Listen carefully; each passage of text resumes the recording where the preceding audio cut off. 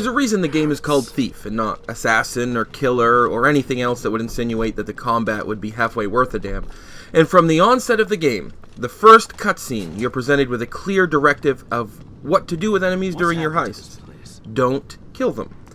Playing as Master Thief Garrett during what should be a typical job, you're accompanied by the talented upstart Aaron, a youngster of reputable skill. Where Garrett is calculated and non-lethal, Aaron is a loose cannon. Aaron has no regard for safety, including her own. She steals without remorse, and it's clear after only a few seconds that Aaron's only real goal is to be compared to Garrett himself. Of course, with envy comes jealousy, and that jealousy makes Aaron careless. That jealousy gets Aaron killed. Suddenly, a year after that, you return to the city with no memory of what's happened since the night when the attempted theft went sour. Old friends are happy to see you, but most people aren't doing so well. You're alive, of course, but the gloom is wiping out people by the hundreds. A plague-like disease, the gloom appeared shortly after you disappeared and has ravaged the population. The poor are the ones who suffer the most, of course, but nobility isn't immune, making the gloom a far more dangerous adversary than Garrett himself. As you attempt to piece together the period of time you were away, a hole in your razor-sharp memory, you're forced to take a stable of thievery missions that range from petty burglary to well-planned and expertly executed heists. Some of these are used to build your bank account for upgrades, while others are used to advance the plot and fill another piece of the jigsaw puzzle. The city is a living, breathing organism itself. Even when you notice the deficiencies of the game, seeing how the city reacts to Garrett is quite impressive. Guards, the very bastards you have to dispatch, even when you're not in the act of thievery, will have conversations that often offer clues to Garrett. Random conversations are struck from behind closed windows that will direct him to hidden riches, but many take grim tones, a constant reminder of the dismay that hangs over the city like a festering cloud. A strange thing happens, though, for those who play Thief with no expectations of dazzling combat or swashbuckling heroes. You'll start to like it.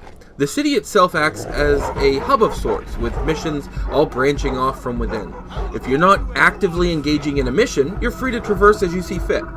Guards stick to the streets, so your best option is to scale the walls and look down from on high.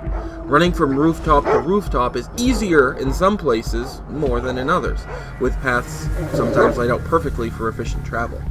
For those places where the path isn't exactly simple, your arrows are your friends. See, your arrows aren't necessarily your weapons. In fact, your arrows are more of a tool than actual weapons. Rope arrows, for instance, when fired into overtly marked beams, will drop a climbable rope that allows Garrett to access new areas. It also grants access to hidden areas or presents new paths during missions, most often to prevent combat.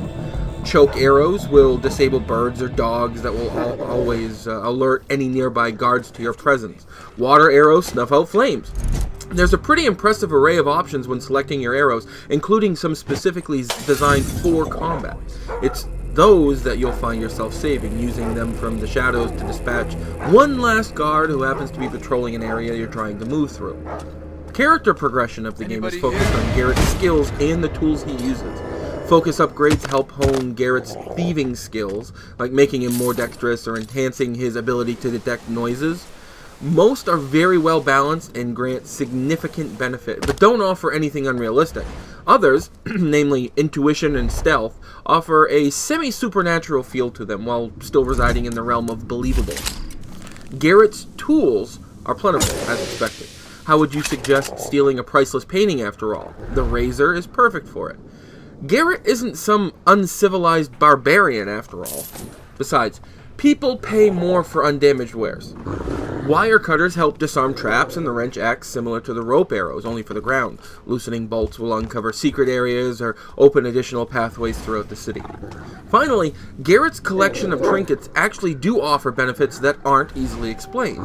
The lucky coin increases your focus, for instance, the essence behind your, quote, thief vision, an ability to see and hear specific things in the environment. The moss quiver, another trinket, turns a particular pair of arrows into noiseless killing options. These are two of the least powerful trinkets available, which means they're also the least expensive. While all these options exist to help players along in order to make later confrontations easier to handle, Thief isn't without its flaws. There are hiccups within the audio that sometimes cause unexpected noises to be heard, blips and bloops. They sound distorted and clearly not part of the game itself. Other times, the character's lip movements are grossly delayed compared to the audio being recorded, causing players to focus on nothing else during these moments and distracting them from an otherwise beautiful game. One particular error in the game cost me about 3 hours of gameplay. While the game often leaves 3 or more paths for players to take in order to accomplish a task, in one particular instance, you're greeted with only one way out. Only one! And it's this moment when the ropes I needed to climb out of the hole I was in refused to appear, which just so happens to be the end of that particular level. Locomotion is generally handled well too, as mentioned, with the rooftop pathways being fairly clear of debris. Unfortunately, unless you're extremely careful when on the rooftops, Garrett will easily fall without warning into the midst of patrolling guards, causing you to do one of two things: run or reload your last save. It was such a common occurrence that run or reload will become somewhat of a mantra for anybody who gets deep into the game. The most masterful thing that Thief does is by living up to its name. Garrett is indeed a thief of renown, but you're not. Pulling off a heist here or there will certainly develop your legacy, but to become the thief that Garrett is known to be takes skill. That's why, littered throughout the city are dozens and dozens of trinkets to be collected.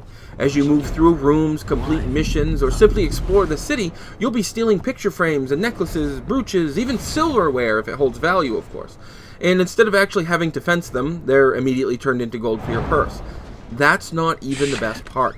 Because you're constantly stealing, you're actually beginning to feel like the thief that Garrett is. In spite of your nimble fingers, though, you're never too rich. Granted, you'll probably never want for money if you're trying to stock your arrows or other consumables, but you aren't lavishing in luxury until after the game ends and you begin dabbling in some of the challenge mode, of which there are 3 particular scenarios. Truly, no game quite lives up to its name like Thief. If your scenario degrades to the point where you're battling hand-to-hand with more than one guard, you're probably going to lose, unless you run or reload, that is. However, if you're calculated, take your time, study your surroundings, and move cautiously, you'll get to enjoy a true stealth game that allows you to finish it without killing a single person.